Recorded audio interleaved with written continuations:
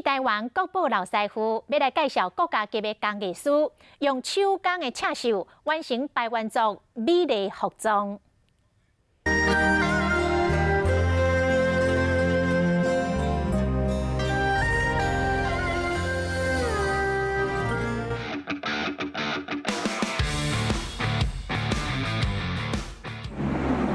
我目镜慢慢咧算几针，这条乌布随加真侪缤纷的线条，无错过嘛免事先设计，所有的图拢伫单里幼妹头壳内。不对了，我就猜呀，最笨的做法了。上工的办法嘛，可能是上好的办法。单里幼妹真耐心，一针一针地绣，伊的作品是12绣。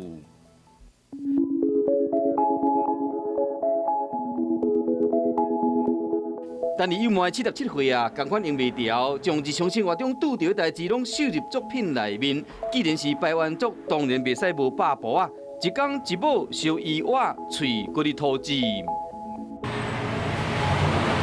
这片是30年来做歹去无完美的作品，重新搁甲斗做伙，色彩真水，看起来敢若无什么主题，毋过又搁互相辉映。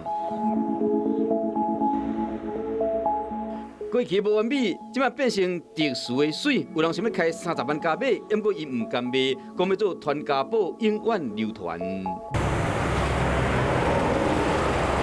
我教30年的学生呢，可是你要做这个，靠这个吃饭很困难。没办法，没有办法，真的没有，所以没有人要做啊。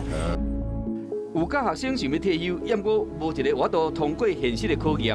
妈妈他们都休半年、1年呢。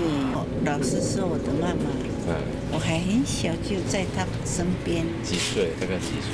你像3岁吧，2、3岁的时候啊。自细汉对老母有一身的好手艺，佫是国家级的工艺师，毋过手艺传袂出去，伊只好中出江湖。